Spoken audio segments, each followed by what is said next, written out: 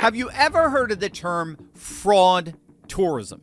Right? Sounds like a joke, right? Federal prosecutors aren't laughing. Fraud tourism is the new term they're using to describe what's been happening for years inside Ilhan Omar's Minneapolis district. We're talking about people flying into Minnesota, literally commuting from places like Philadelphia just to set up fake companies and rob the American taxpayer blind. Why?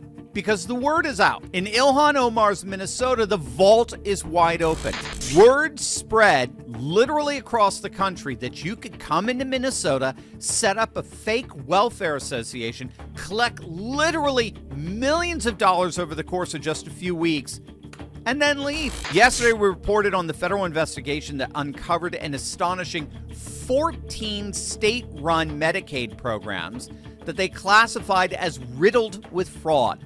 Since 2018, these Minnesota-administered programs that receive federal funds, meaning they received our tax dollars, these programs paid out $18 billion of our tax monies to what are now being exposed as money laundering fronts. And those money laundering fronts walked away, I kid you not, with a staggering $9 billion.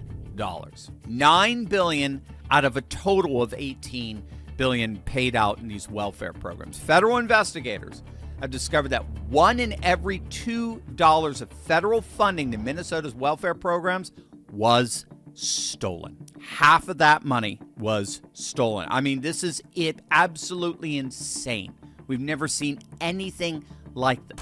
It all started with defeating our future case, which involved approximately $300 million in blatant fraud. That's 78 defendants indicted so far. Over 90% of them are Somali descent. They claim to be feeding poor children by the tens of thousands through federal nutrition programs, but they were actually funding their own lavish lifestyles, purchasing luxury vehicles, real estate, and even funneling money overseas. But as it turns out, that was just the tip of the iceberg. 300 mil is peanuts to what federal investigators would later uncover. For example, the feds are cracking down on a new front: Ultimate Home Health Services and what's called the Housing Stabilization Program. Listen to this. The Housing Stabilization Program was originally projected to cost taxpayers around $2.6 million per year. By 2021, just a couple of years after it started, it hit $21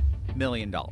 And then the following year, again, I kid you not, funding for the program exploded to $104 million. Now, keep in mind, this was a $2 million program, and in just months, it 100x'd, and virtually all of it was fraud.